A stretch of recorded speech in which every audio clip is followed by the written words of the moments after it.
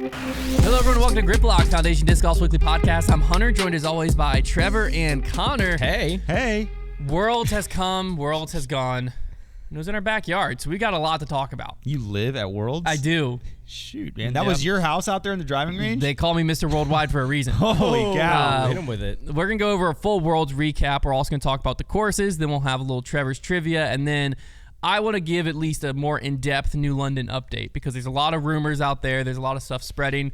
And so I want to just kind of clear the air on all of that, explain to you what's going on, why the sky's not falling. It's okay. New London's fine. We're all going to be okay. Well, it's kind of fine. And all of that. So I want to at least just give you the facts instead of everyone freaking out at like what's going on social media. I'll be in like hole 11 though. Because Bedford County, I'll just sneak peek. Bedford County's getting a bad name for being the most supportive. That is not fair. For being the most supportive community of disc golf I've ever seen. Yeah, so, Bedford is the best disc golf community of all time. So I want to make sure we give you the facts. This podcast has been brought to you by Take Bedford that, Tourism. Finland. And let's go ahead and start with our sponsors. The first one, this podcast is brought to you by Bedford Economic Development. Just kidding.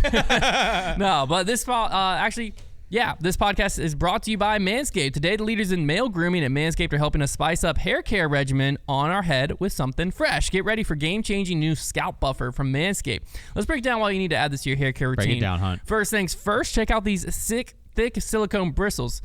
I don't have it in my hand. I think I was supposed to for that line. They're 100% antibacterial. No more germs hitching a ride on your head. The bristles gently exfoliate your scalp, and the product helps reduce flaking caused by dry skin / buildup. One of the coolest features is that it's designed to stimulate blood flow to your hair follicles. Increased blood flow equals healthier hair. The bristles also enhance shampoo penetration for more foam and less product use. It's not just about feeling good. A better lather also means better cleaning power. That means your shampoo lasts longer, so you can save that extra cash for more important things, like a lawnmower 5.0. Just kidding. Like new video games or sports tickets. Let's go. Like tickets to Worlds. Men. Yeah, sports. You can also pair it with a 2-in-1 shampoo and conditioner from Manscaped, the ultimate hair care routine. These products are designed to work together, giving your hair the nourishment and strength that it needs. And let's not forget about the relaxing scalp massage that it provides. After a long day, using this feels like a mini spa treatment. It's a great way to unwind while taking care of your scalp. Simply put, the scalp buffer is your scalp's new secret weapon.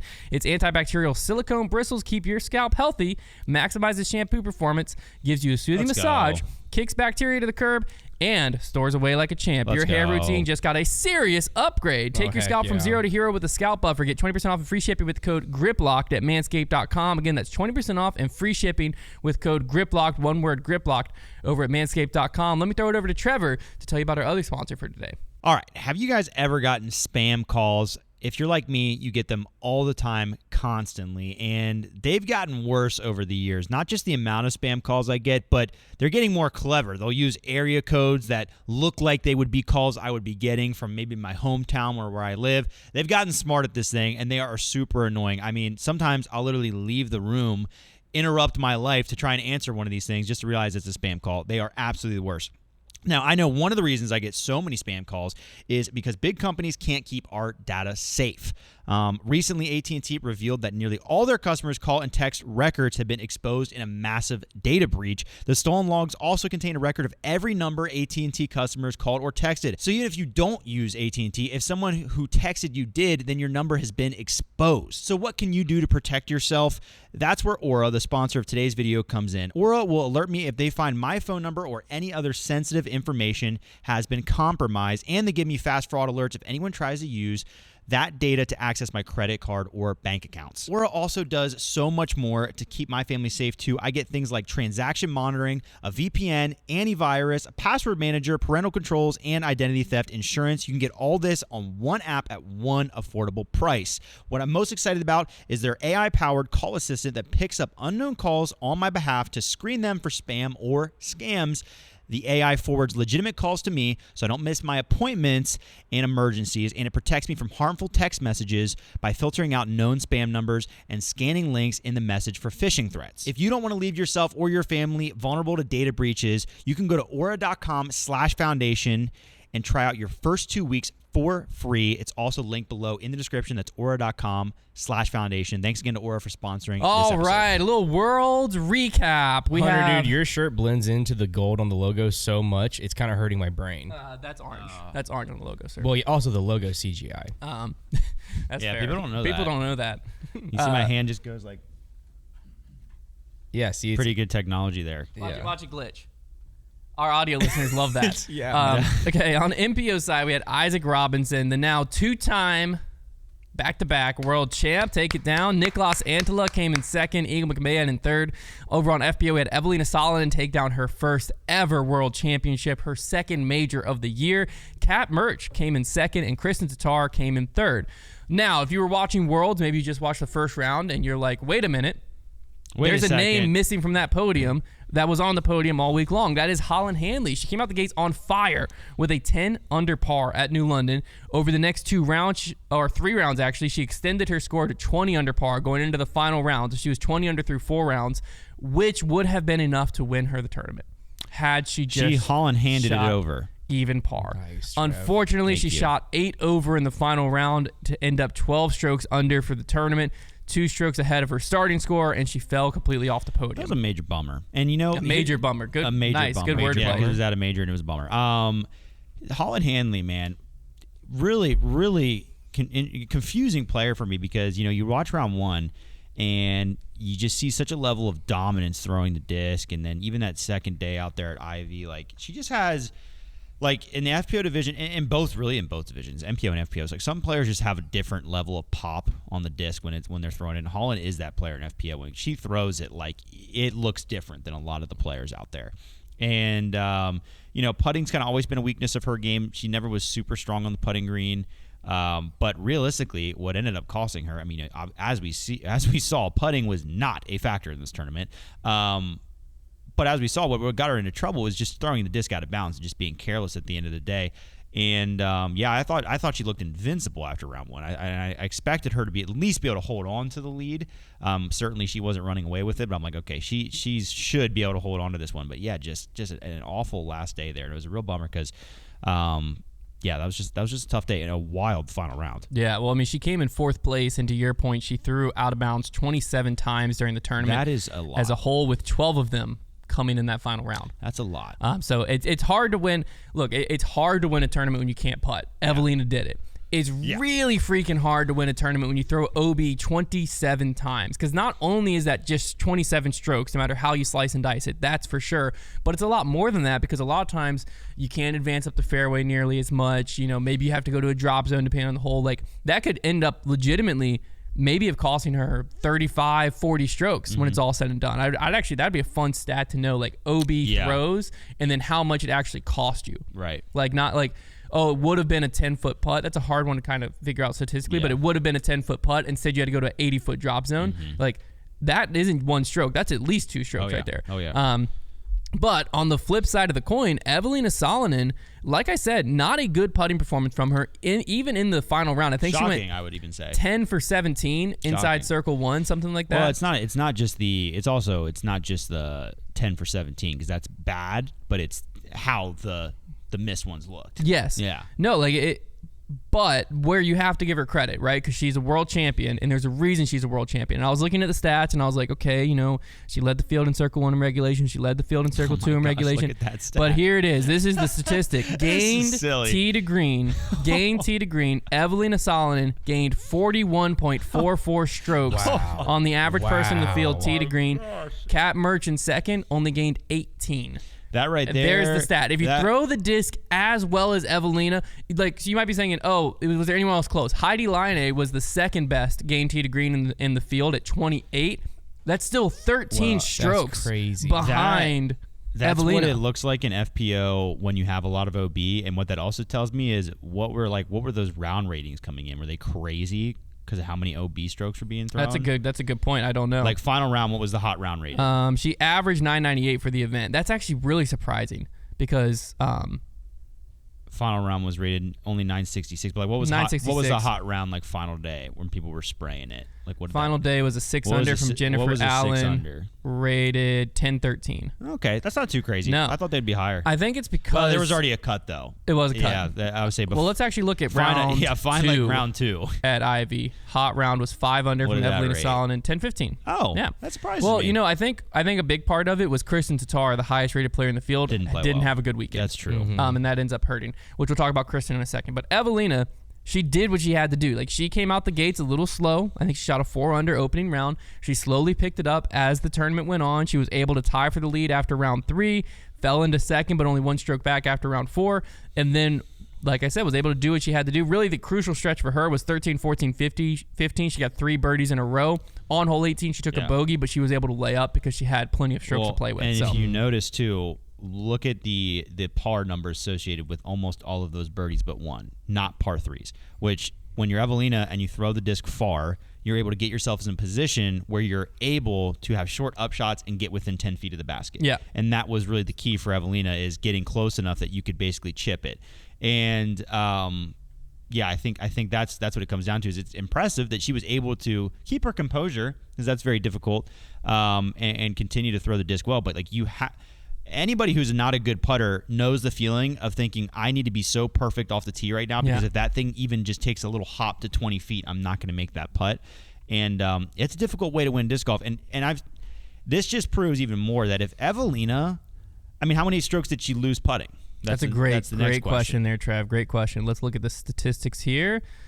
I think it was. I'm on looking at course statistics. That's why that looked like that. That was like that. All rounds. Lost 11. So if Evelina was just an average FPO putter, which is like nothing crazy, probably putting like 70%, she would have won by 13. She would have won by 13 shots, like dominated. That's like insane. that, and that's like if she wasn't a good putter, she was just stock average. I mean, FPO. for just to give you a reference, like a solid putter, Kristen Tatar, one of the better putters in the world, but for the tournament, she just went 85%. So the best putter for the tournament went 95. So she was 10% off the best putter, right?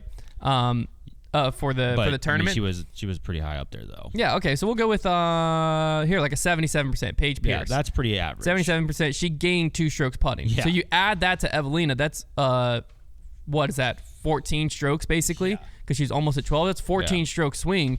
She wins this thing by so much. It's crazy. I got to think, like, if you're Evelina, and because like one thing we obviously know is Evelina, it's not that she is bad at throwing the disc at the basket inside the circle. It's all in her head. Like, it's a mental thing. That's just what putting is.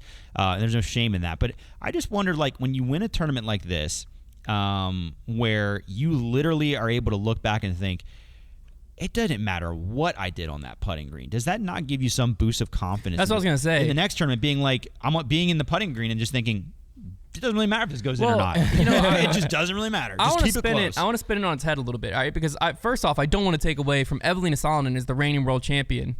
Period. Like, it doesn't matter. Because she's good at disc golf. It doesn't matter, whether she's, every player has something they struggle with. It's just when you struggle at putting, it's the most glaringly obvious one. It is very true. It's you can hide throwing shots OB and spraying with a really good putt. It looks like the easiest part of the game, and it's the hardest. Yeah. Yes. But so I want to first off point out that I don't want to take away from what she did out there by just talking about her putt. Secondly, that's well said, Hunter. I want to flip it on its head and come after the field a little bit. Mm-hmm. Because how can you let someone putt who struggles putting like that beat you considerably? And you should be terrified if you're the field, because you have Evelina Salonen, and we've seen Henna Blomers do this before too. You have players who are that good at throwing the disc that putting legitimately does not matter. Yeah, it's crazy. All they have to do is improve their putting by 20%, and you won't stand a chance. It is. They need to make merch right now, because it's really crazy to take the biggest tournament of the year, and the entire notion of the sport of disc golf and golf as a whole is, drive for show, putt for dough. Putting is where the tournaments are won and lost. And for Evelina to be like, no, I don't think so. It's going to throw it that much better than everybody else. She needs to make some merch to just be like, putting doesn't matter. Putting's irrelevant. Yeah. Because it is like, it's an accomplishment to be like, I didn't even have to do anything on the putting green. I beat everybody. Yeah. And it comes down to, you got Kristen, who just started out super, super slow, just awful. Yeah. And then, Kat Mertz really was playing a great tournament and had a chance to win coming down the stretch there, and just kind of threw it away. I really thought that she was going to end up prevailing. Well, let's talk about Kat Mertz for a second, because she came out the gates. She was 2 under through 2, right? So she is already gaining strokes on the leaders. The important stretch for her was hole 7 through 10. She birdied, so she was 4 under through the front 10, which is where we saw Holland and Evelina basically, I think they were both even par. Evelina might have been over par by that point. So Kat Mertz, I think at one point, didn't even take it to lead. during that stretch somewhere. Yeah, the yeah. lead was basically, there was a part in the middle there where the lead was getting thrown back and forth like a hot potato. I think I guessed lead changes either on this show or on the preview show or something. Like I posed the question, and Yeah, you did. And I said a number that was high, and it still couldn't have been. I think you close. said 8.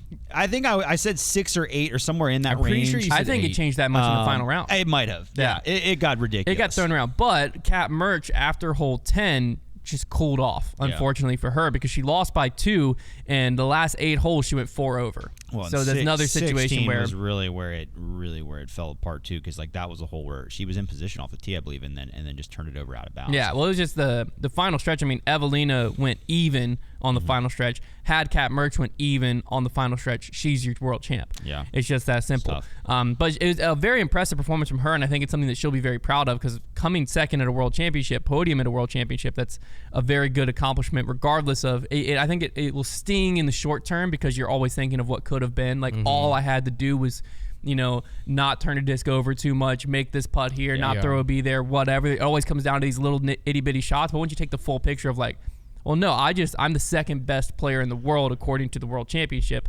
The player I think that shocked the most people, because people expected Evelina to be in it. I put her in my top 3. People expected Holland to be in it. If you would have told people, I think Brody predicted Kat Mertz was going to have a good weekend. Yeah, he did. Missy Gannon's name was thrown around. Like, people expected them to play well, but the one person everyone expected to win was Kristen Tatar. And I'm going to say for Kristen, because we just looked, ratings are what they are, right? You know how we feel about that. But 998 won this event. Yeah. Kristen Tatar is 998 rated. Yeah. So if she just played to her average, according to that statistic, she is a world champion. She just had to play her normal golf. The problem was, round 1, she shot 1 over. Yeah. 11 strokes back. No one felt like she was out of it. No. Yeah. Round 2, she still just kind of didn't put anything together. Still Yeah. didn't feel like she was out of it. Problem was, by the round 4, she started to push, but when she started to get herself into it, let me see what point it was. I don't quite remember. She started to get herself into it, but she just kept having she started birdie, bogey, birdie, birdie, birdie, birdie, double. Birdie, birdie, birdie, birdie. So she shot 6 under. She moves up. Okay, 9 strokes back with 1 round to go. Pretty much impossible. The first 2 rounds at the end of the day are what set her out of the tournament. But she just never had that round where she just showed what she was capable of, because typically what Kristen does is she just doesn't make those mistakes. Yeah. Like, a lot of times the rest of the field makes mistakes and Kristen doesn't, and that's what leads her to win. Yeah. This tournament just didn't feel like that. Well, and it was kind of disappointing to me, because Worlds being in her backyard, I wanted this to be an absolute shootout, and what it kind of turned into instead was, I don't want to win this, you win it. No, I don't want to win this, you win it. No, I don't want to win this, you win it. It was all time, yeah. To be fair, it just kind of wasn't fun to watch. Yeah, the FPO. it was because it was like someone just do something, like someone just take control of this thing already and run. I'm okay with you running away with it. I just want to see some good golf out here right now. It felt like a bunch of crash landings, basically, is what was going on. And yeah, Kristen, the real bummer too is, and we'll get to obviously the men's side, but when you look at the way this tournament played out, this should have been her bread and butter. You got 5 rounds in a tournament where the theme was just keep it in play and don't make the big mistakes, and you're going to be the world champion. And that's her game. I mean, you ended up only needing to average, 4 under par? And 4 under, you won by 2. And that wins the tournament by 2. So, and that's very manageable for Kristen. I think, that first round was probably a pretty big knock to her confidence, and especially seeing Holland come out the way she did. I think if you're most of the FPO field, you weren't thinking, after watching Holland shoot 10 under, you're not thinking that this winner is going to be 18 under. You're like, oh my gosh, Holland's going to run away. You go into panic mode maybe a little bit. That, I think that set an interesting tone, because that's not the way the rest of the tournament played out. And when I was on Tour Life and we had all the pros coming through, we asked Holland and Missy, hey, what do you expect FPO winning score to be? And Holland's prediction was, I think you have to average 6 under par. Which, when she said that, didn't feel that crazy. And is that gets you at 30 under. And then Holland goes out and shoots 10 under. My head, I'm thinking, pretty great prediction, because obviously you're not going to hold the pace and get to 50 under, right? That no one expected that. But for you to be at 10 under, it's reasonable for your next round to be at 3 or 4, and you go up and down and average at 6 under. You, like you said, you only had to average 4 under. Yeah. And I think we get to the end of these tournaments, and I think that's the style of golf that Kristen and really Isaac, when they succeed, like they've leaned into, and Kristen's had great success with that, but it felt like she went away from that this week. I don't know if it was the lack of prep. She got in later than a lot of players. She did just get married like a week and a half ago. As much as Brody wants to say that's not a storyline, that is a storyline. Yeah. When you're going to I'm sure she hasn't been practicing as much when she just got married. When it's your wedding week and your wedding day and all of that, the last thing on your mind's disc golf. Like I mean, disc golf's their job. Like when I got married, the last thing on my mind was work. Right, so like as much as I was at work the next day, so you actually Trevor played a tournament the morning of his what? You weren't there the next day. You got married on a Saturday. 2 days later. Yeah, interesting. Liar Trev. Yeah, liar Trev. He did play a disc golf tournament the morning of his wedding. I played with him. His family was out there. It was like a whole celebration, and then he went. I thought, man, I'm so excited. I'm getting married tonight. Like nothing I do in this tournament could make me upset. And then, sure enough, 4 holes in, missing all those putts, and I was upset. Yeah. And Trevor's wedding was so lit. You didn't go to that wedding. Yeah, that's a different. I didn't go to either wedding. To be clear, not to rehash. To be clear, I've only ever had one wife. I eloped the first time. Yes. That is a great clarification there, Trev. We got multiple weddings. One was just for kind of. One was an elopement. The party. One was the party. Yeah. Konner got invited to the party. I got invited to neither. Now you're caught up. That's true. Welcome to our trauma. Anywho, that is a storyline. No matter how much like people want to say not a storyline. You not being invited is a storyline. Yes. What else are we talking about here? Yeah. No, Kristen's wedding, like that is a storyline. Like that's a big life event. You said it. Yeah, I called it, and Brody was like, "That's dumb. That's the thing, not Hunter. True." If you say it on this podcast, it's now a storyline. That is true. Well, I'm just saying, Brody came after it as if it was a dumb take, and I want my flowers for being like, there you go, Mr. Smith. We're on your side, Hunter. As you recover from your bee stings, hopefully you're listening to this. I wasn't gonna do it. Well, no, he's recovering. He probably can't even I'm hear this through his too. swollen ears. Come on, man. That only got caught. Dang, man. That was funny to me. Hey, bee stings aren't a joke. I'm sorry. I saw a lot of people get lit up. I didn't out realize there. we weren't allowed to be facetious on this podcast. I would say if I got stung, I could die. You understand I felt like 1 out of every 8 Everyone's people getting stung. probably got stung. By Everyone a was bee at getting some stung. It was point. crazy. Yeah. Now Brody got it worse than I think got a sting on my He leg. got swarmed. He got swarmed. Yeah, I didn't get stung. Somehow made it out. It's funny. I heard. We'll transition to MPO with this story. Because I was asking Coach. I said something to Coach about Coach is the Liberty Disc Golf coach. We all call him Coach. But he was like out at Ivy. He was moving the baskets between MPO and FPO.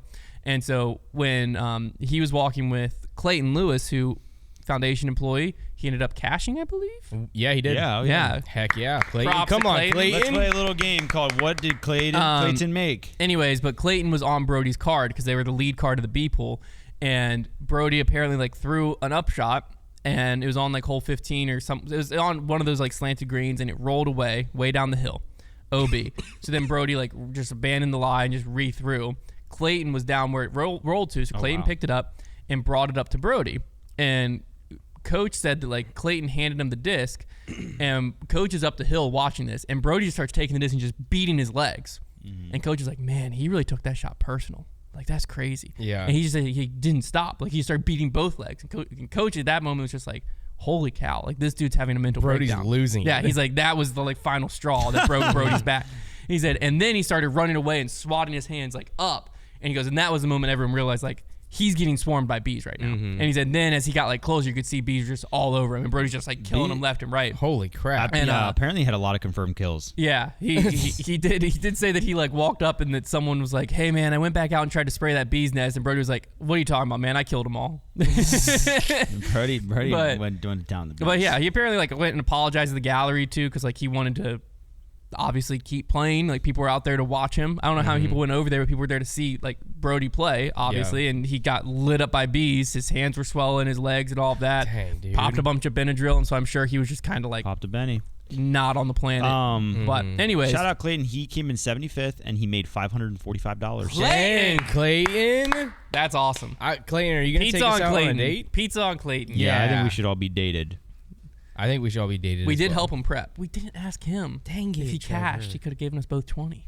Well, I wasn't gonna take his cash. I would have. That's fair. Yeah. But one person who does owe us $20 each. Yep. Mr. Isaac Robinson. Nobody knows why, and they probably won't for a month. Yeah, that's fair. You'll understand later. But Isaac Robinson, let me just start off with this stat because this is my favorite. This is my favorite thing that's come of this world. Edwin stats is the only players to win back-to-back world championships. You have Ken Climo, Barry Schultz, Okay. Paul Macbeth, Ricky Wysocki, Yes. and now Isaac Robinson. That is so company. what cool. a freaking list to be on. That is awesome. It's pretty impressive because everybody else at the time they entered that. Well, I guess Paul Paul and Ricky. Paul did it like when he won Worlds of 2012. You know, he had not yet necessarily arrived. Like he was a very good young player. Like Ricky, by the time he won back-to-back Worlds, he was that guy. Like he just it took him a little while to win those Worlds because Paul was dominating everybody. But Isaac is kind of similar to Paul. I feel like where like he's just kind of recently. Now, obviously, you know, he's already won 2 Champions Cups as well, but he's not like one Champions Cup. He won Champions Cup in Worlds last year and then won Worlds this year. Those are his 3 majors. Why did I think he won 2 Champions Cups? I don't know. It's only existed for a little bit, and we have Chris Dickerson, Isaac Robinson, Andrew Presnell. Yeah, I'm not sure why I had that. Yeah, in that's my head. getting clipped by Gannon. Yeah, well, no, Gannon. because we corrected Gannon. Gannon We just corrected screen recorded that. We correct ourselves. I know he would too, because he'd be like he's only 1 behind Isaac in majors, and he does not want to be 2 behind. That's correct, right? I don't know. You better hope so. You better hope so. Whatever. I'm done talking. Okay, anyways, Isaac went wire to wire, I believe. I don't know if there's a technicality because him and AB were tied after round 1. He didn't go wire to wire because he lost the lead. But wire to wire in the sense of At the end finishing of the round? Yeah, that's what people always call it. Well, they should. I think the PDGA posted wire to wire. Well, that's not right. Well, it's because he Wire to wire means you never gave up the lead. Yeah, he after gave the round lead 1. once to Niklas in But round 4. It wasn't very long that he didn't have the Yeah, lead. he Took like faced 2 holes. adversity really only in round 4 and round 5. I won't even really call he faced adversity. Like he threw OB a few times, but he never. He faced adversity because he got some bad breaks. It got to like 2 strokes. Like- I would think it got to 3. Niklas had a chance to cut it to 2 and missed the putt. He missed the putt on 12. So he had some pressure coming, but he never had the pressure of like, if I mess up, I'm about to lose the lead. You know what I mean? It didn't kick all the way back. The round 4, he did have that pressure, and he did lose the lead, and he was able to rebuild it to 3, which is very impressive. Because I thought that was the moment I think a lot of us thought, like, if Isaac's going to crack, which he did crack, like, this is where it could fall for him. And he just regained composure and went back. Gannon and Isaac predicted it before. They both said, like Gannon said, I've never seen him so locked in. He's going to win. No one has a chance. And then I asked Isaac on Tour Life, and Isaac was basically like, yeah, I feel pretty freaking good right now. And that was basically the conversation beforehand. And sure enough, I mean, he shot 11 under at New London, even though it was neutered London. Yep. It was softer. neutered London. Still incredible. 18 might have evened it out score-wise. Stroke-wise. I will say I'm pretty delighted that with the course playing, I'll just say 2 shots easier. That's what Brody estimated. I'll say 2 shots because they also easier. took the OB out 12 on the left. Yeah. I'll say 2.5 shots easier. Even with that happening, the fact that the hottest round between 2 rounds and the best in the world was only 11 under, and it only happened twice in that first round, like that just shows you how hard that course is. Because like I said, 2.5 shots easier, and different story. Yeah, because I put it at like 8.5. We're going to go out there later this week, Let's see a consider 3-man 8.5. scramble. We can shoot best score.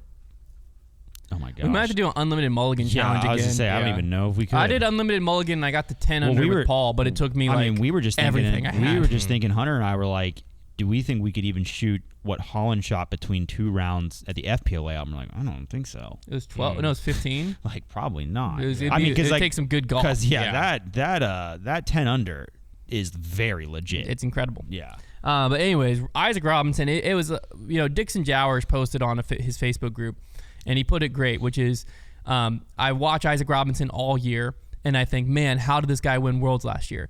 Then I watch Isaac Robinson at Worlds, and I think, man, how does this guy ever lose? Yeah. And it's just like he was so precise all weekend. I saw a lot of people complaining about Ivy about, you just have, people are just chucking hyzers, blah, blah, blah. If you watched Isaac He play, only made a few bogeys the whole tournament. if you watch Isaac play, that's not what he was doing. No. He had such good. There were players that were just chucking hyzers, and guess who they lost to? The guy who had great angle control and Yeah. was very precise on how my disc is landing, where it's landing, what chances I'm taking, when I'm he just out golfed the field. Yeah, he did. There was a lot of players that might have even been throwing the disc. They were throwing the disc farther. They might have been throwing the disc more on lines they wanted or whatever. Isaac just stood within his game. I don't think anybody was throwing better lines than I'm just saying. Isaac. They were throwing farther, though. He didn't try anything. Like I think that's where Isaac gets a he can't throw far reputation, is he just plays golf. Yeah, because He's not trying to throw far. When he gets to a spot where he knows he can air it out, the guy does have very, very good distance. Yeah, but he just, taking putters and mids off the tee and just playing within his game. And yeah, that was the tournament for him to do it. And I think this just shows you, we just don't see venues like this super often on the Pro Tour. Because the question I'm asking myself is, how has this guy not won USDGC yet? And I think that time's coming. He has got to be the favorite this year, because like the way that he just attacked this course, I think maybe USDGC provides a little bit more opportunity for the big arms to kind of take their shots. But like, to me, I'm thinking like, man, he's got to be effective at that course. Yeah. Now, Niklas Antelo was a great weekend for him. He came in second. I do want to mention UC Maresma obviously was following the Niklas Antelo card the whole week, really. But final day lead card, Isaac Robinson wins Worlds. Really big win for him, right? Because this is a contract year for Isaac. Okay. Yeah. So he stuck with Prodigy through here. He didn't have an extension, nothing like that. This is his contract year. So now he's going into contract negotiations being the 2-time back-to-back and reigning world champ instead of I won a year and a half ago. One of the first people to walk up, shake his hand, give him a hug, UC Maresma. I'm not saying let's put pieces together and start a conspiracy theory, but I'm saying this offseason, it doesn't take much. Eyes on Isaac Robinson to Discmania. It definitely doesn't take a lot of convincing when like his best friends are there. Yeah, no. Yeah. That was already a storyline. Yeah. We were actually talking about this middle of the tournament just amongst ourselves of like Isaac, when we're looking at, I personally don't think he's going back to Prodigy. I think there's too many red flags around Prodigy right now that I think if you're a player like Isaac and you have the chance to get out when you're in this part of your career, you're probably going to take it. So I have a feeling he's leaving Prodigy. And he should be the most valuable free agent. If you're looking, Innova obviously has a history of they don't pay players great. Calvin Heimberg changed that a little bit, but they've got their guys, right? They've got their Big Germ, Sexton, Calvin. They're very much Innova through and through. It wouldn't shock me though if they were interested. I would say Innova and Discmania are the two, because if you look at Discraft, the problem with Discraft is they're so stacked and so deep that a guy like Isaac could just blend right in. You would have no clue he's there. They don't need him.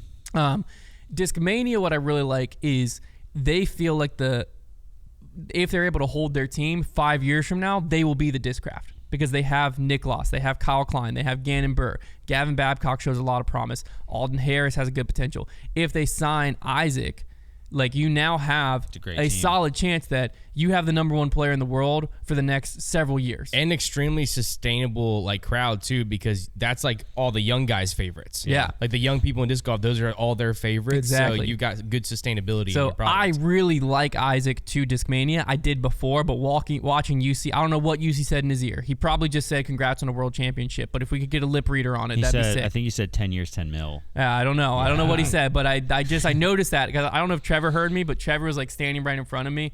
And I said, you see that right there? That's going to be a very important handshake, as UC walked up and hugged him. Because I was like, we're watching history Handshake right here. around the world. Is UC CEO again? I don't know what his involvement is in Discmania. Okay. But obviously he's down to Discmania. He's got say in some way, shape, or form. I don't know what his technical title is anymore. But big week for Discmania with Niklas sneaking up there. Gannon Burr had an off week, still came in 7th place. That guy's just incredible.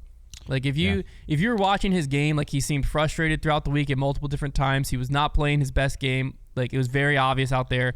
7th place. Yeah, that's about his floor. Like, that's just crazy. Haircut. Yeah, but it's just crazy that's just like, that's how good Gannon Burr is. It's just, he can go out there, not have his best weekend, and come in 7th. That's just where he's at right now.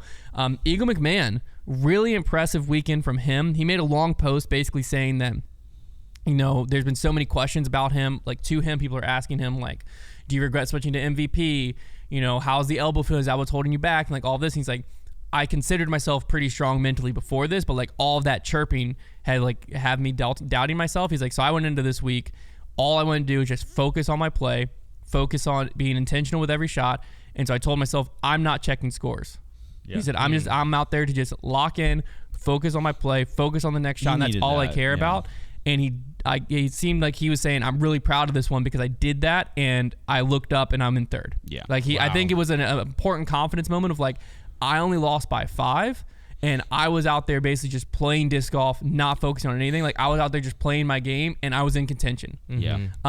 Obviously, he knew he was in contention because he was on chase card. Right, so like, whether you're checking scores or not, I don't know if he looked at scores. No, he was blindfolded. That's the thing. Yeah. I don't know if he was looking at scores at night, but he was saying, like, during the rounds, I'm not checking anything. I'm there to be focused on just my next shot. So I think this could be a really big weekend for Eagle. This could be a weekend we've been waiting for, of, like, hopefully this sparks something where now Eagle can have confidence again.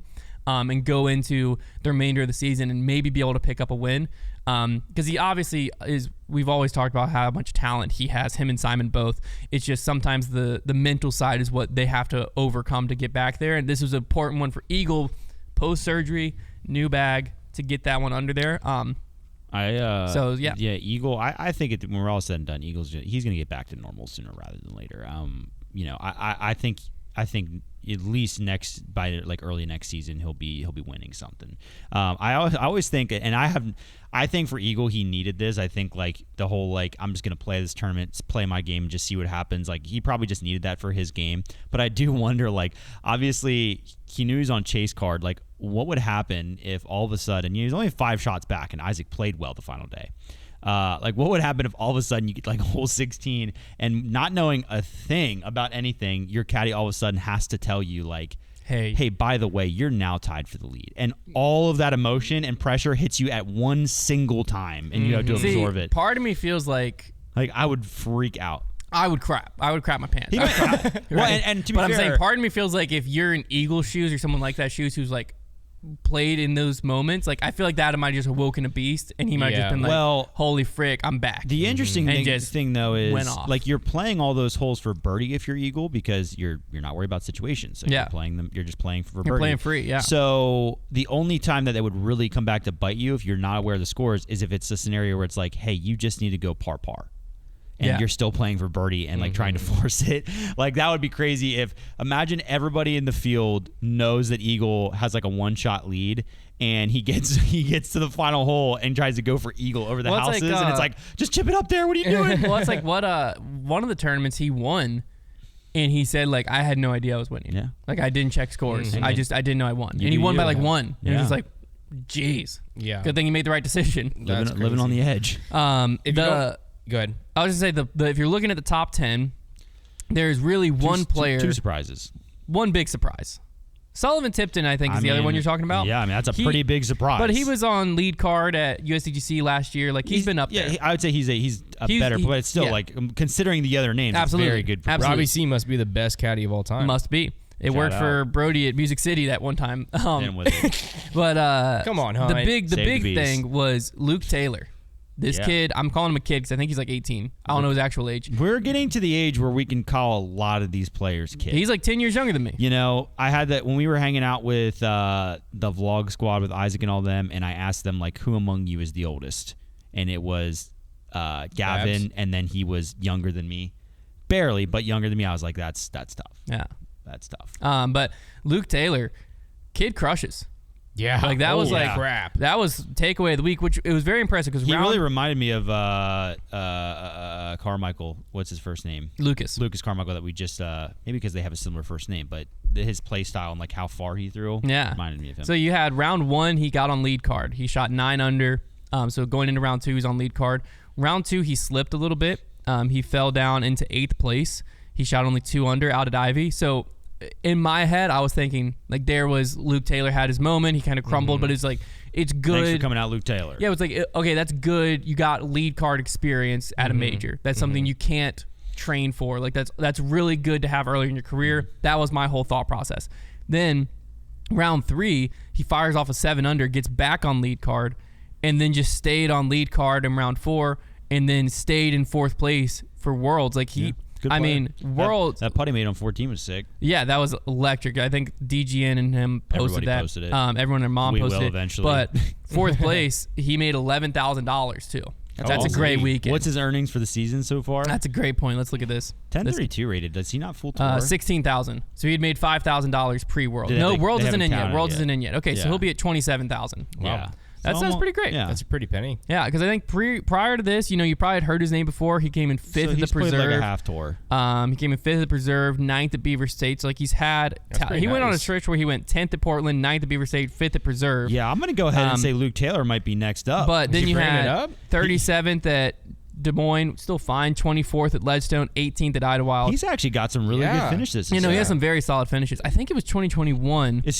2021. Is he a Pro Tour rookie? He won 2021. He won MJ 15 Junior Worlds. Is he going to qualify for Pro Tour rookie?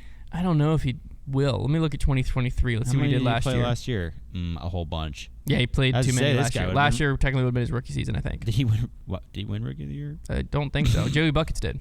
Oh, that's right. That's right. Yeah. Sometimes Rookie of the Year voting comes up, and I'm like, who Rookie of the. I think Luke Taylor was on the list. Yeah, because I think I remember reading that name and being like, I didn't hear that name all year. It's always voted for Just Vanishing. It's tough sometimes. There's so many good players in the sport. Sometimes it's tough to identify whether somebody on the leaderboard is like young, up and coming prospect, or just kind of like a journeyman who's like, or just kind of a random anomaly. Like there's still disc golf is still at a place where like if somebody has especially one opening round that's just really awesome, you can sneak up there. Yeah, but the final thing before we'll scroll down the leaderboard here and take a minute to reflect on some surprises of where they finished beyond Luke Taylor, Sullivan Tipton, surprise at the top 10. Another major has come and gone. Another major has passed by, Calvin and Ricky. That storyline continues to grow. Just a classic 4th and 6th place as well. It just feels right at home. Yeah, they were never in it. Yeah. They were never in it. What they were on was some sick chase cards.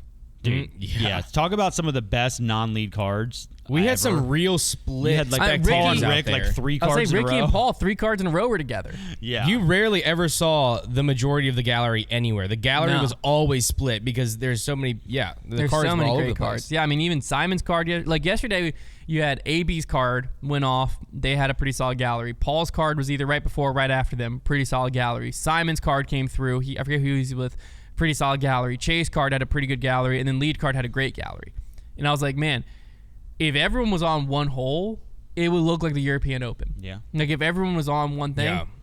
Which I am curious, like, is that what happens in Europe? Maybe some people who've been to the European Open, like, do you get the everyone spread out, or is it everyone's watching? It's got to be spread out. I would think because like they have such little opportunity. Well, now they have more, but like previously, such little opportunity to, see a Paul Macbeth or whoever. Because for us out here, it was crazy because like you never ever, maybe the final hole 18, but then a lot of people had left. Like you never had everyone watching one card, but like the galleries were big, like massive. Oh yeah. Mm-hmm. They had to be well over 5,000 people on the grounds. I don't know where it ended up getting to, but I know they had sold digitally 5,000 some tickets, and I heard a lot of people buying tickets at the gate. So that means obviously way more ended up being there. I mean, the when you were pulling in, you had to legitimately, it was like a 20-some minute car backup to get into the event at certain times because there was just that many people trying to get in through the gate. Felt like an actual sporting event. All of that. But okay, let's look at the leaderboard, and then we'll talk about venues and all of that because there's also a storyline with the course with Ivy Hill design we got to talk through. But as we scroll down here, Paul Macbeth, 16th place, very disappointing overall there, just given his history at Worlds and his history with this World specifically. Mm-hmm. I think we both had him in our top 3. I think a lot of people expected a lot from him.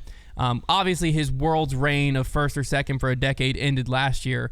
I still had a youthful hope that this was going to happen again. I don't think that Paul's done. Us. I don't think Paul's done winning majors. But I think he probably has maybe 1 or 2 in him. Feels like, yeah. I think he would probably say a completely different answer. I think he would be like, I'm right there. My game just needs a little bit. But the field is just getting so good that I feel like it'll be one of those moments where he'll win a USDGC or something like that, and it'll just be like, it was like Tiger won the what did Tiger win in like 2019? The Masters, yeah.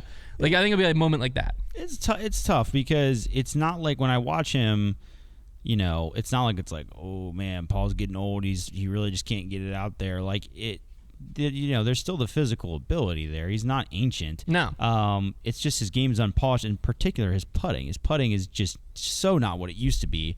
He just doesn't look dangerous and confident on the putting green right now.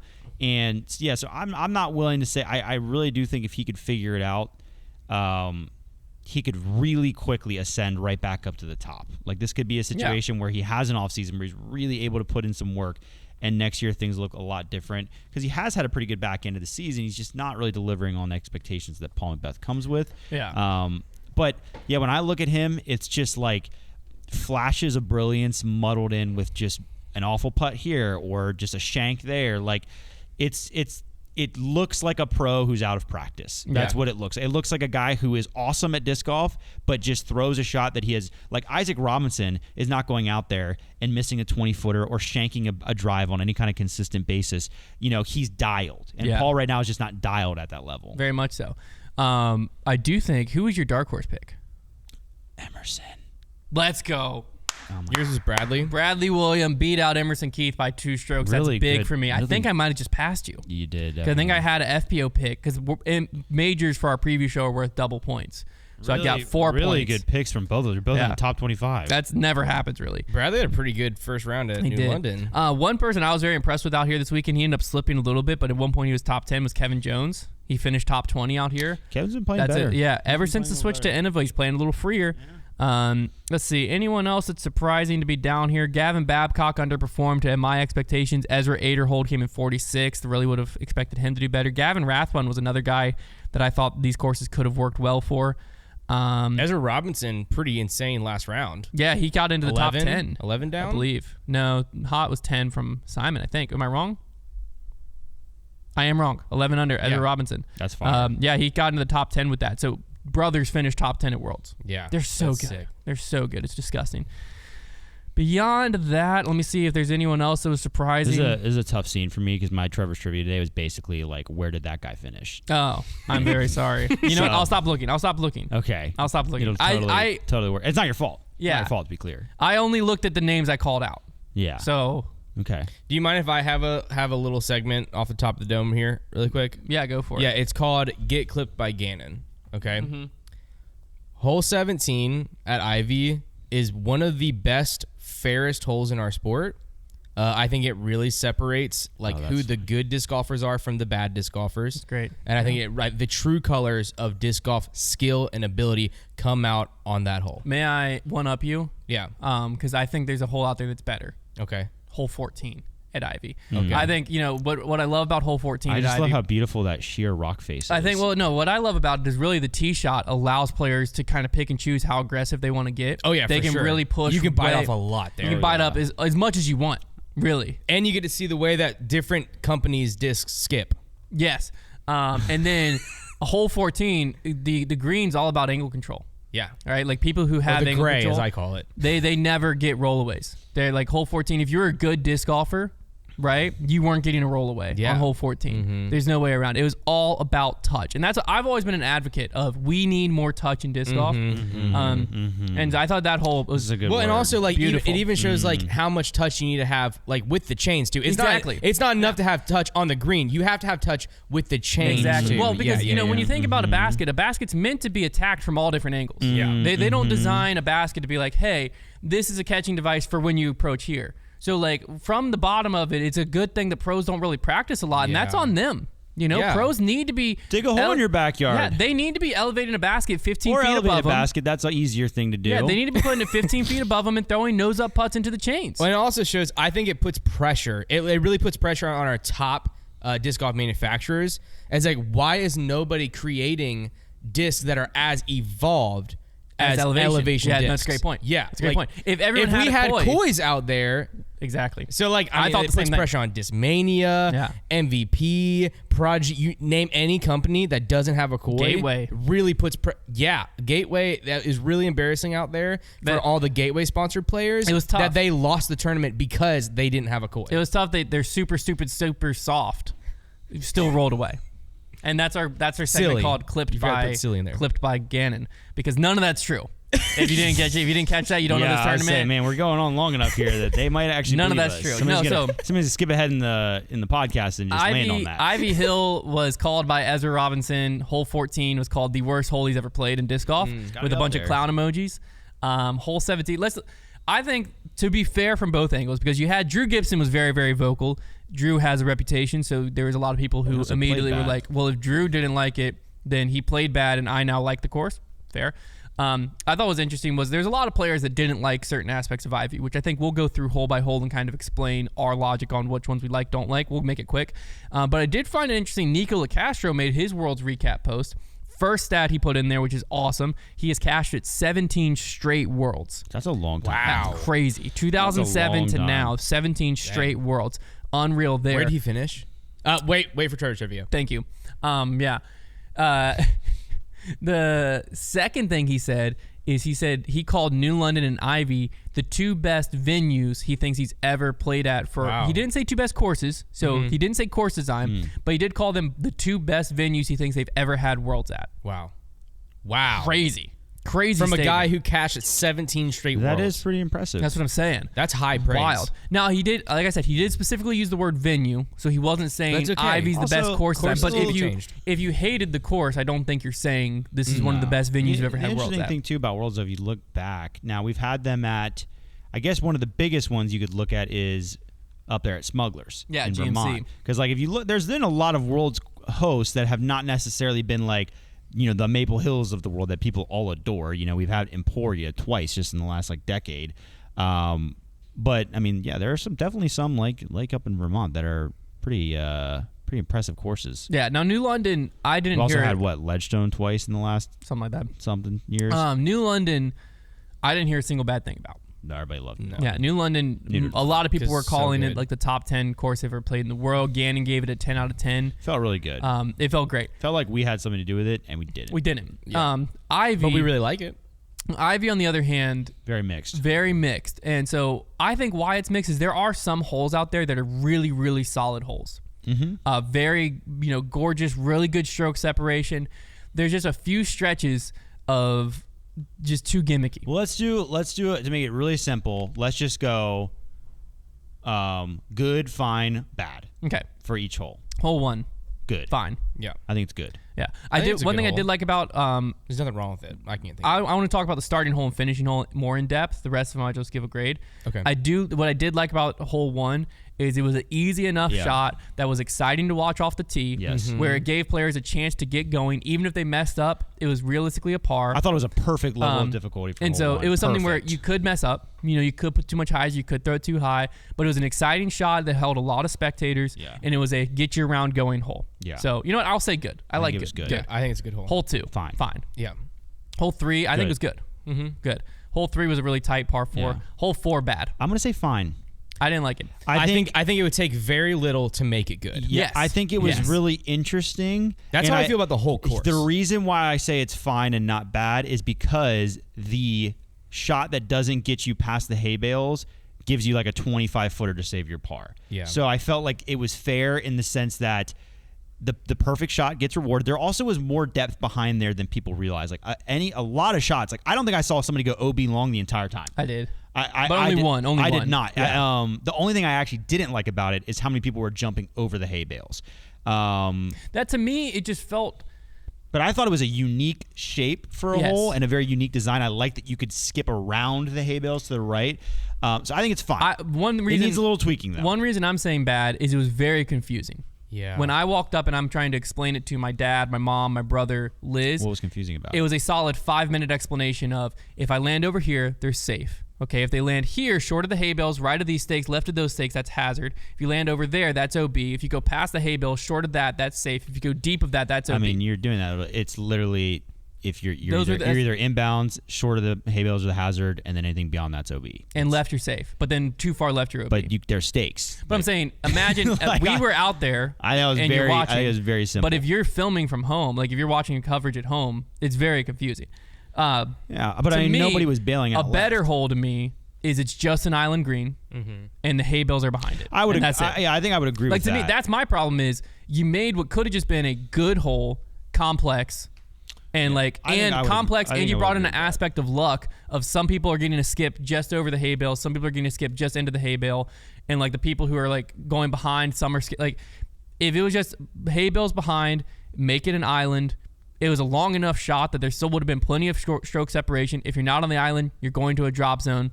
There you Yeah, go. I think also would've preferred what that. would have made it slightly better is if we just had at least a circle 1 radius around the basket of inbounds. Like I don't know if that's because I feel like the way that the hay bales like shaped, it just didn't feel like a disc golf hole. I think like it it's felt good, though, really weird. because So I then- feel like if they would have bowed out and it actually looked like But then the basket has a spot, then it would feel I feel better. at I least. liked it though because then when you go behind the basket, you're putting towards OB. It makes those putts more. Yeah, efficient. okay, I don't that think makes sense. I don't think you would have minded it if the hay bales would have been behind. You could have seen it. The Okay. hay bales It was also, a weird visual because It was a weird hole looking 11, hole, and yeah. weird because the visual. hay bales also hid the green from spectators. Yeah, like that's I true. couldn't. You That couldn't. is- see That it. is that is probably the biggest flaw with that. So that's is why not being whenever able you to see watch the it, green. it looks like there's no landings. Yeah. Yeah. Hole 5. Fine. Fine. Just fine. I think it could have been a lot better had they been able to push the tee back and turn it into a par 5. Yes. I like the tee shot. I don't really agree. love the pin location. Yeah. I'm be honest. I think the other reason I'm saying fine is I'll say this on 18 too. I just don't like the use of the tee boxes. I agree. As a fairway. It's just too random. I agree. Yeah, I get that. I didn't like that. Hole 6. But you can choose to play a shot for footing rather than play a shot for distance, which I like. I would have liked it more as a par 5, I think, pushing the tee box one part back. of the course that gets really, we're on a golf course. Yeah. Yeah. Hole 6, bad. Yeah, I fully agree. Mainly, one of that hole to me is one of the worst holes I've ever seen. Feels like a filler. Basket to me should have just been shorter. Also, where it was at, like I was surprised more players weren't just attack the basket and go left. A lot of people were. Yeah, like just try to ace run it, miss left, you got a 10-footer for par, and just walk away. Yeah. But I thought it was just a bad hole. I didn't like that. Hole 7. Good. Very good. Great. Great one to watch. Very fair. Exciting. Hole 8. Good. Fine. Good. Yeah. I thought it was actually a good hole. Let me tell you why I actually think it's a good hole. I thought it was a fine hole until I started to realize the one thing I really love is that the more aggressive shot. So that second shot is really far uphill. It's hard to reach with a forehand. But if you play the aggressive shot off the tee and get to the right side, you can play a backhand through the right gap of the tree. And once I realized that was a strategy, I thought the hole had way more depth. And I was like, okay, I actually think this is a good hole. It's actually quite interesting because then players started to actually push that right side towards the OB more. So hole 9 we're on now. Good. Because I think the second shot's electric. It's super far. The second shot, it also was a really good, I felt like it played very fair overall. Yeah. And it was a really good spectator hole because you were able to surround it. And it was a very straightforward, you knew what players were going for. And it was a very exciting shots to watch. Yeah. And it provided stroke separation because that was one of the holes Isaac bogeyed to people's birdie. Yeah. And you're watching, that's the super downhill, super uphill? That's 10. That's next. It's the one before it. Okay. But yeah, no, I thought it was a good hole. 10, I also thought was a good hole. Yeah, I like that one. Was super fun to watch, especially the second shot, approaching the basket. That was such a sick shot. Because you could view it so well from up there on the fairway. Parking that on that last round was insane. Well, yeah, it just required the shots it asked for. I think were really exciting to watch. Were tricky to execute. Yeah. And it rewarded it was asking for 2 demanding shots. You know, with the elevation changes, it's something that you got a really stark downhill, and then depending on how far you went, you were either looking flat, uphill at the basket, maybe slightly downhill at the basket. You had to have a lot of angle control into that green. I thought it was plenty fair, and it asked players for some really good shots there. Hole 11, I'm going fine. I'm gonna say fine. Yeah. I can't decide if it's good or fine. I'm gonna say fine. Yeah. I thought it was somewhere in between. I liked that it was a really fun ace run. A lot of people hit basket. Yeah. It's good-ish. Hole 12, I thought was good. Good. Yeah. I thought that was electric. Hole 13, I thought was good. I think 13 is probably the hole I saw the least of the entire tournament because it just kind of was a one where I kept skipping over to 14 to watch. Was a filler hole. It was a filler hole a little bit, but I did like. I liked the approach to the green because your angle where you land off the tee was very important into the shot it asked for off the green, approaching the green. Because if you were too far right, you could be really pinched with that tree. If you were too far, it asked for a lot of different shots into the green, which I liked that because it required creativity and it made the tee shot important because of how well kind of guarded that tee was by that big tree and the elevation there. Yeah, I'll say it was fine. 14 bad. Yeah, I don't think anyone's. What I will say for 14 in its defense is the tee shot actually doesn't bother me because I do like that it sets up an entertaining shot as far as the distance. It sets up that perfect distance where the big guys can just try to get it there. And I like where the OB is for the tee shot. I think if you dug a 30 by 30 documentary circle into the side of that hill and that's where the basket's at, I would love that hole. It would actually rock. That was I was gonna say. Your dad gave me the idea of because I was just talking to him. I was like, when we played it, they just put the basket down in the middle of the fairway, and it became it was kind of boring. It was a forgettable hole, but it was a non-factor. Yeah, it was fine.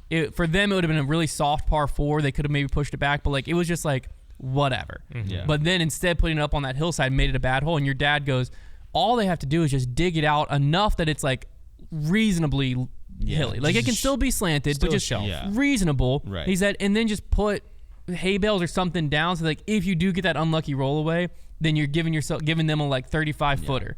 So where because what was happening was Nicklaus' final day, this is what made me dislike it more was Nicklaus was in a situation where he needed to run the putt. You have to putt uphill. He had to putt uphill, which baskets are not designed to catch at that angle nearly as effectively. So you saw a disgusting spit out.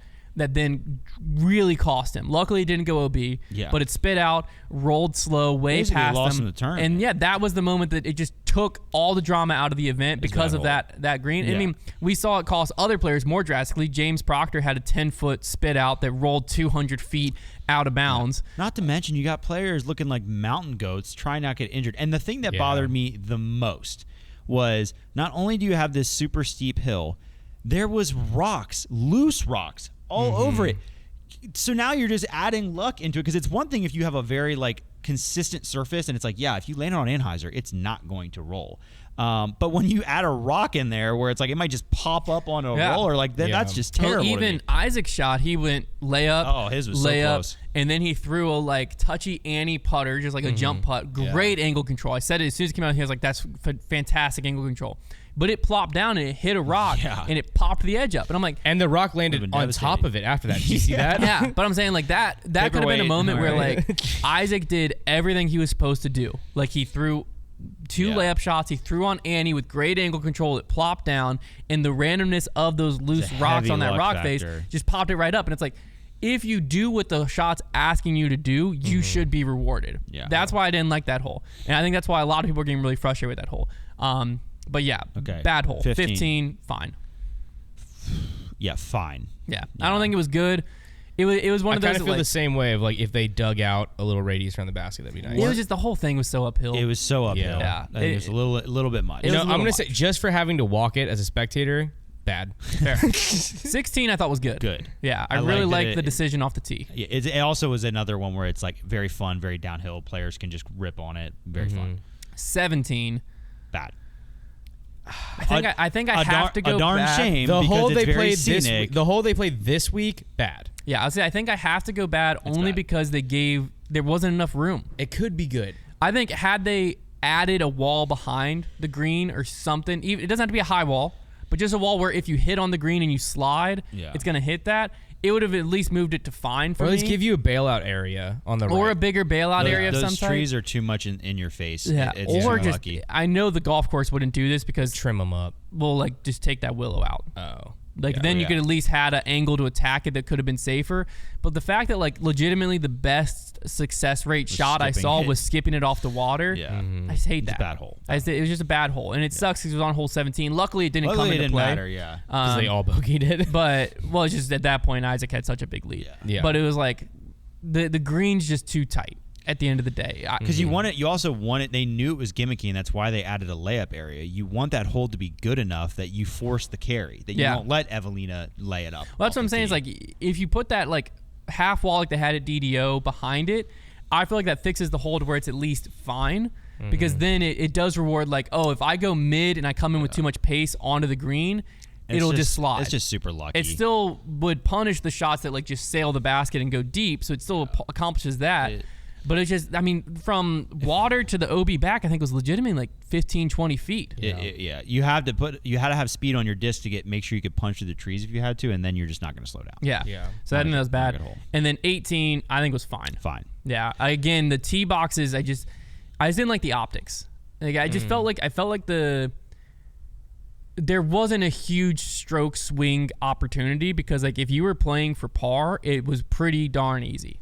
Yeah. You just went turnover mid. It was very easy pitch to play mid, for par. pitch mid, pitch putter, tap out. And I think we knew that was going to happen. Like it wasn't going to be a huge separator. Yeah. I mean, that hole was designed because it's where you are, and also it spectated well because there was a lot of room. I just hate that being 18. But yeah, it wasn't a super exciting hole 18. But people do, I think, forget to realize sometimes like this. This is really the first time this course has been on the big stage, and like it's a big old property, so they can fix. Like I think this course is right now somewhere between fine and good, probably just above fine. But there's a really good course out there. I think I graded it it'd be like a B or B minus. Like it's okay, but you fix like 3 holes, and all of a sudden it's like it's a solid course. That's what I'm saying. I think how bad hole 14 is the green of 14 is what's making people come after it way stronger than I think they would in a lot of cases because the course as a whole is good. Like it's fine. It's crazy how like one little slip up as a course designer and like that's like you can't make something so notably controversial like that. Yeah. Like did you think people were gonna like playing on a giant slant? I just don't know. Yeah. Don't know where their heads at. I mean, so it's fun. That's what, to me, like, overall, I thought the Ivy Hill, from a spectator point of view, the venue was incredible. 10 out of 10. Yeah. Yes. Great to spectate. The course, I think, from a spectator point of view, was like 8 out of 10. It's just the only thing that took away from it was you could tell there was a few holes you were like, you could tell how gimmicky they were. You didn't have to be a player playing it to feel it. Like, you could just tell. Yeah. And I thought that was the only thing that took away. The good news is, I think what I heard some people say, I think it's a good way to put it, is what was frustrating was it wasn't as good of a course as could have been on that property. Yeah. Like, there is a 10 out of 10 course on that property. You can mine for a really good course. It just wasn't what was used, and I think that was what was really frustrating players. Is like the venue and everything we're at is 10 out of 10, and the course wasn't. And like that was the thing that got people hung up. Is like there's sometimes where it's like this is the best we could do on this property, and it's like this is the best you're getting out of it. Yeah. That was not Ivy Hill. Ivy Hill was like there is a 10 out of 10 course out there. There was just a few mistakes made that really blemished it. People have very strong opinions. There's going to be a war waging in the comments as we speak. Yeah. Because I know people on Twitter were like, there were some people who were like completely opposite takes of each other on like certain holes and just in general. Well, because I mean, realistically, as a spectator, like Ivy Hill was one of the best venues I've ever been to. Yeah. I mean, it was phenomenal. My only complaint against it was that you gave us a Chick-fil-A truck at New London and you took it away from us at Ivy. It was. That's my only. Ivy thing. just didn't let outside food. I I understand. think that was Ivy. That was a recouping, bummer. Yeah. Oh no, That was I a big understand. bummer. I'm just saying, don't tempt me with Chick-fil-A then. Yeah. Well, Don't give me Chick-fil-A two of the And don't day. attempt to tempt me with a $15 hot dog. USDGC definitely still the food disc golf captain. Oh yeah. I mean they that dominate. pizza truck. I think about They it all had year. so many. However, trucks last year. freaking shout out El Gordo's. Was that Gordo's it? Kitchen. It's just Gordo's Kitchen. No, it's called El Gordo's. Well, it said kitchen on it. I know that. Well, I know Maybe it it's said El Gordo's. El Gordo's Kitchen. Probably Well, said El Gordo's Gordo's, it was the best freaking burrito I've ever had. it was so good. It was up there for sure. There you go. All right, well, that's going to be our Worlds recap. Let's throw it over to fan favorite segment of Trevor's Trivia right after these messages. What you got for us, T-Dog? Yeah, come El on, Trey. Gordo's Kitchen. Yeah, 4.9 stars. That makes sense. that's up. okay. Well, as I alluded to before, we're gonna play a little game called "Where Did That Guy Finish?" We're going to ask that a lot. There is so many people in the world's field in the world, and the way this Billions. game works is I'm gonna throw out a At name. least. Now we're gonna go from I think we're gonna use both pools. It makes it exciting. So this goes all the way down to 205. Actually, there's DNFs, so this will go all the way down to 201. All right. Okay. And I'm gonna name a player. You guys are both gonna take a guess, and you're gonna earn a point for every that you're amount that you're off. May I go ahead and warn the audience of something? We're not getting to the top 10. If you're here for the top 10, it's not happening today. Just fair warning. Oh man, they're devastated. I was just letting them know because I think we're That's already some an good hour. integrity. We're already an hour in. We got the New Yeah. London update after this. Solid Just wanted to- selects as well. Solid Select is happening. It's here. Okay. We're gonna go New London update after this. Solid Select. we can't cut Solid Select. No. We won't. I'm gonna give you each three. I'll cut the top 10 every time. We're We're gonna Solid Selects. We're gonna do three, or we'll do four. I like three each. We're gonna do four. Okay, Well, no, I like give me the four. same ones. Yes, I understood.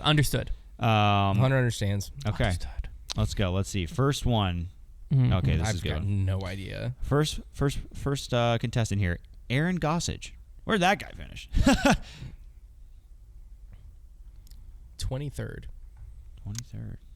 Okay. What's the scoring? The scoring is you get a point, which you don't want points for everyone that you're off. It doesn't matter if you go over, under, like that sort of thing. 40th. Yeah, Okay. I think that was dumb of me to say because we'd know if he was in the top 25. He took 53rd. Okay. So Yeah, I'm a bad boy. Hunter starts the lead. Next, okay. I'm just like scrolling back and forth, so you can't tell like where I am. Next is Double G. Where'd that guy finish? Big girth, as I like to call him. Interesting. I feel like I saw him name. playing, which means I course. had to have watched. I saw him sign a disc, and he seemed happy. He seemed happy whenever he signed the disc. I'm gonna say. he's just a joyful guy. He's a joyful guy. 25th. You're wrong, Hunt. Okay. 38. Came in 83rd. Really? I did better though. That's pretty. Wow. That's a lot of math for Maybe me. I saw him Yeah. while FPO was playing. He's just a nice guy. Can't confirm. He's just a nice guy then. Yeah. So 58 points to Hunter. Good math, Trev. I think. Put you at 71. Something I like that. think. And then what'd you guess, Connor? 38. I think I guessed 38. 72nd. That puts you. That's 45. 5 points. Dang, Good math, Trev. About to get clipped. Okay. Yeah. No, I think I was correct. I think I did a good job, maybe. I think you did a good job. Only a 4-point lead for Hunter now. Dang, brought it back. Into Not our fast. next one. Is our last one? Nope. No, we're two doing more, 4 two more. now because I I thought you said changed 3. it. He said 3 and then went to 4. Yes, sir. I'm a crazy guy like that. Casey looking White. at? Your monitor. Casey White. Whoa, Hunter! It's too early for your monitor jokes. All right. Casey White. Well, where did that guy finish? Where did that guy? That go? I know. I like changing I up. like The that other too. ones weren't catching Feels on. like That one Jimmy seems. Fallon. It's really Jimmy Fallon Yeah. skit. Oh, where'd that one. Casey White came in. Are we even going back and forth, or are we both just kind of saying it? When I we're don't ready? know. You It doesn't go. really You matter. go. You go. You toe. No, I'm not sure. No, you went first last time. It's only fair. I'll go Okay. first this time. Casey White. Where'd that guy finish? I was about to give him a nickname, but the nickname was just gonna be the White Man. But I give him a nickname, but Con. that's his last name. I I can't understand. help it. Understood.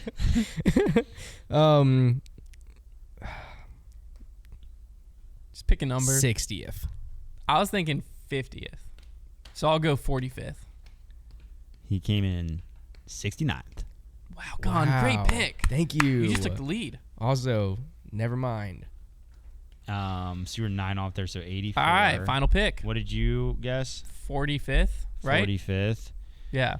Oh, that's plus 24. 24. Trevor's heck of math. Trevor's a big math guy. Okay, you got, Big it's math 11. guy. It's only 11 off, so it's definitely still attainable. I'm really in Connor's touch lead. with where Okay. Casey White is. Last one.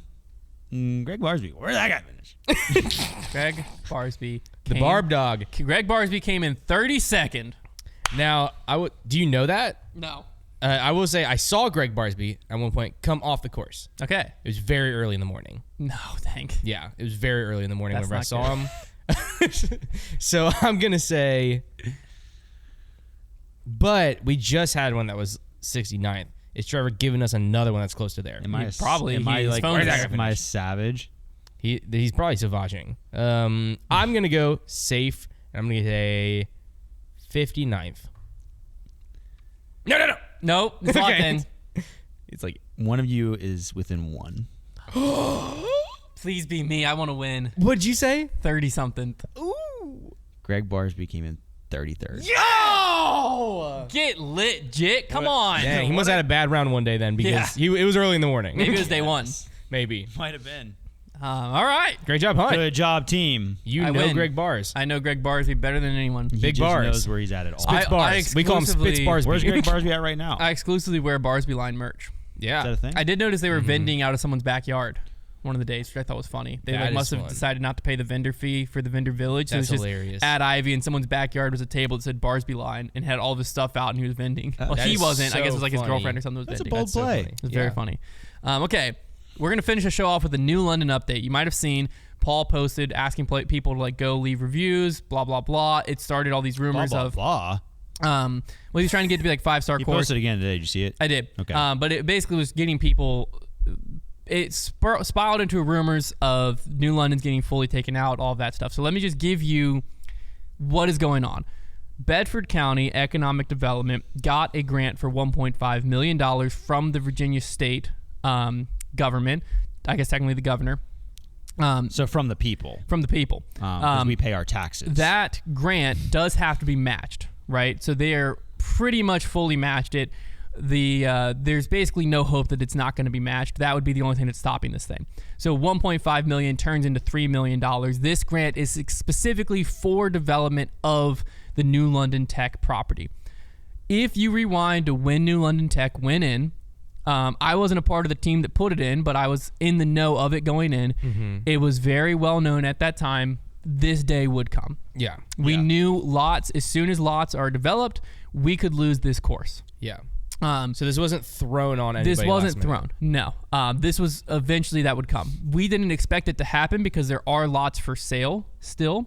But when I talked to, for an extensive time, the director of economic development at Bedford County, and she basically was saying, we actually applied for the grant just for the extension of the road. so that whenever we got, like if we ever got funding to develop lots, we just had access, basically, with what the grant was originally intended for. But then the grant was awarded for the development of the road and development of multiple lots. Because she said they've talked to multiple warehouse companies that need big warehouses that wanted to come to the area, that we didn't have lots big enough. So there is a purpose behind what they're doing.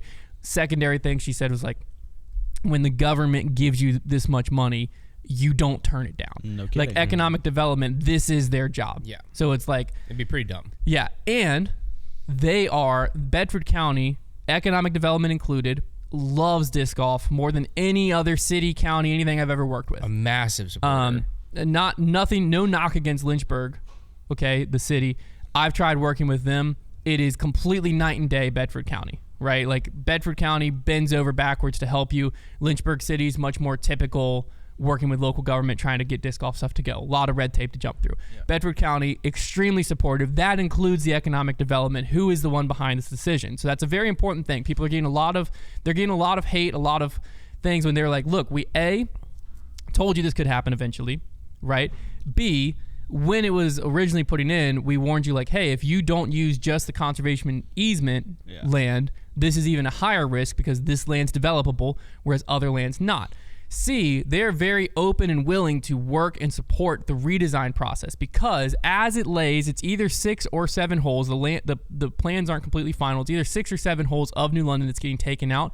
There is plenty of land that's still along the conservation part of the land, meaning it cannot be developed for the redesign to happen. Meaning we still get OB. So New London holes more OB. Oh. Basically 1 through I believe 10 or 11 will stay as is. From my understanding, that is all undevelopable land. That part of the course will not go anywhere. Which is fair, good. That's where a lot of the that's identity like is. the best part of the course. Yeah. Exactly. By far, actually. The rest of those holes, actually, I hate them. Get rid from of them. 11-ish is where they will have to loop off into this back corner of the lot. What it means, though, is there will have to be a new start and a new finishing hole to New London. Dude, where are they going to... imagine hole 6 comes in like... hole 15. Oh, and so there will be a new start, new finish, and stuff like that. So the course will change, but the course will still exist. This is all going to be a fast process. But basically, I talked to her, and I asked her, like, hey, if we were to get behind one of these petitions, if we were to get behind people rating the course, like if we were to use our audience to try to make this thing happen, is it a waste of our time? And she said, unfortunately, yeah, like it's a waste of everyone's breath. Again, this is my job, she said. Like, this is what I'm supposed to do, is develop this part. Like, this is what I was brought in to do. Yeah. And when you get this money from the government, you do not say no, which I'm like, that makes perfect sense. And, like, obviously, we were all warned of this. It would come. And she also was upset about the timing of it because she's like, I think if it would have went Bedford County's way, this announcement would be coming out maybe next week or something so that Worlds could happen and not have the spotlight stolen. So that's where we're at currently. Is there any glimmer of chance that New London sits as is? Yes, there's a few things that could happen, right? One of them being the grant doesn't get matched somehow. Very unlikely. There's a few other ones that aren't public knowledge that, sure, things could fall into place. You know, it's a Hail Mary chance, but things could fall into place where the course stays as is. Konner is going to buy it. Very unlikely that it does. I'm actually just going to glue myself to a tree. But even if those 6 holes go away, the core identity of New London stays, in my opinion. And not to mention, if they do redesign it, the course can improve. Yeah. And they'll likely try to bring Paul back in to make the changes. I'm sure he would be willing to do so. And like, yeah, I think a lot of people are grim about it, but I actually look at what holes are staying, which in my opinion are the best Most holes. important, the identity holes. And think this course could get better. Yeah. I agree. So that's why that's why some people were getting upset. Like, why aren't y'all using your voices to drive traffic, these petitions, all that? We would. Well, because I use my voice to talk to the person. Oh. And basically walk straight up. I just talked directly to her, got the full picture. Most importantly, I got the understanding from her. We love disc golf. We want to do whatever we can to help disc golf thrive in this community. We want to do whatever we can to help the Tour Championship still be at both courses. We are fully on Team Disc Golf. We need help from disc golfers to make sure all of that happens. Yeah. That's where we're at. Let's go. So overall, this could come out very, very positive. So before you come after Bedford County, before you get ticked off that those holes, what they're saying is true. I think we were well aware when we went. I'm going to say for Hunter's contribution to interaction with local government, we should start calling him the disc golf diplomat. I don't know if I like that, but because you are a diplomat. So, regardless, we'll keep you Connor, updated are you as on board? things. I'm on board. I think he's now the disc golf diplomat. Okay. We'll keep you updated as things develop. If there is any further developments, it does sound like things could move pretty quick. So changes could start happening. But good news is now that Trevor's broke 57, I now got a pretty hard deadline on my break 68. Yeah, you that's got it, true. Dip. Yeah, I've got to short for get. diplomat. Also, one thing I've got to break 68 before the course changes. Imagine.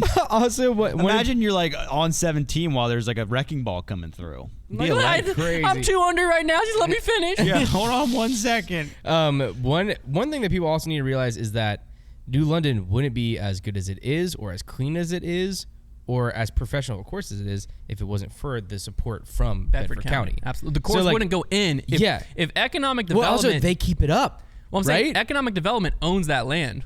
The only reason that course exists is because of them. And Bedford Period. Parks and Rec is the reason why it's so clean. That's the other thing that's They're crazy. basically a bunch of superheroes. Bedford Parks and Rec, on it's not gators. even a park. Bedford Parks and Yeah. Rec is volunteering their time to keep this course alive on non-park land. It's government land, They're but basically it's not park land. A bunch of angels with So chainsaws let's and not gators. come after Bedford County. They are doing legitimately. I've talked to local government before and been like, okay, you could do something. Like, come on, help me out here. Did not get that feeling at all. Yeah. They $3 million, guys. Yeah, they were I've never walked out on a messy New London. It's No. always a course that feels like it's ready for a tournament. So I believe the right people have great intentions for the future of New London. I'm very hopeful of the future of that, and that's why you haven't seen us be super vocal of, the Save New London, sign the petition, all of that stuff, is because I think we are saving New London. Because now what we're doing is we're creating a New London that can exist forever instead of a temporary Band-Aid that could just be ripped off next year. You could say we're looking for our forever home. Yeah. Silas select time. What's the mold? Konner, 3, 2, 1, now. That's not fair. I shook my Come camera. on, man, it's fun. That's not fair. All right, I think it's because I panicked and I wasn't even the one getting 3, 2, 1. Thunderbird. What? Yep. Now that was silly. That's actually a pretty good guess because it was one of our drops. Force. Now that was That's silly. a stupid guess. Yeah. Trevor. Oh, Idiot. I hope. I'm telling you right now, you do not want to be around me if that thing ever comes out of there. Konner? I'm going with a. What's that one MVP disc? Don't grab it. I'm putting my hand in. Little snake. Do we have any I'm just gonna go detour. I don't think we have any detours. What is it? Mutant. Ah, that's what I was gonna say. All right. That is what I was going to say. There you we have had it, any of ladies and those. gents. Appreciate you tuning in. We'll be back next week. I think the D-Glow's next week, not this week. If D-Glow's this week, we'll have a preview show, but I think it's next week. pretty sure there's a- Regardless, we'll see you next time on Grip Lock. Appreciate y'all tuning in.